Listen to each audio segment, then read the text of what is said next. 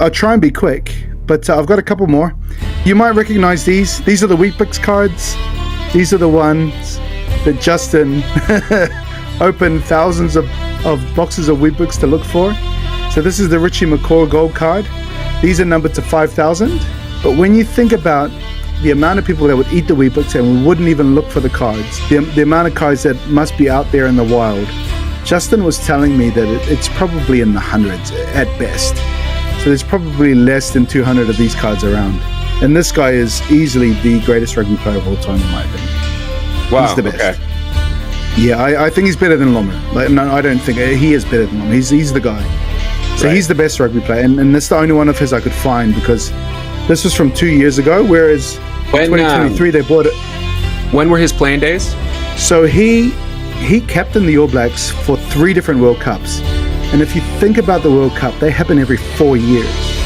So he was a very young captain in the first one, and they didn't do very well. They did get knocked out at the earliest stage in All Blacks rugby history. So he stayed on, and the coach of the team stayed on too.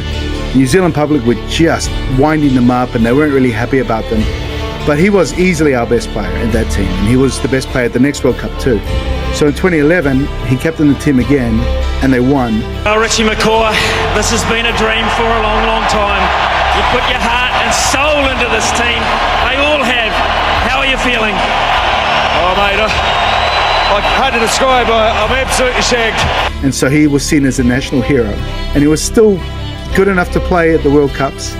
So he lasted another 4 years. Now you got to imagine the toll that takes on your body, playing literally hundreds of rugby games. And his very last game of competitive rugby, he was in the World Cup final, and he kind of just had a throwback game where he just put his body completely on the line and was incredible.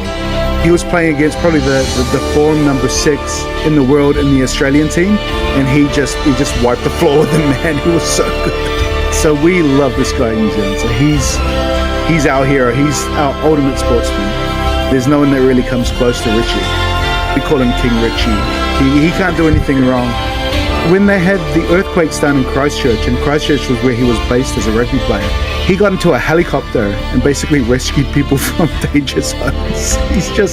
He's a superman. Like, now that he's finished playing rugby, he does these ultra Ironmans where he will basically just run over mountains and rocks and go through rivers and that sort of thing for 3 days in a row without sleep. He's just a machine. So he's our ultimate New Zealander. I think if he went for Prime Minister in the country, he'd win by a landslide. But he's amazing. He's no nonsense. He's got no ego to him. So yeah, my dream down the line is to meet him in person and get him to sign one of my cards. Could he include Stephen Adams in his cabinet? Oh, yeah, absolutely. Yeah, put Stephen there. Stephen Adams could be the Minister of Fisheries. Perfect. Do some fishing with Steve.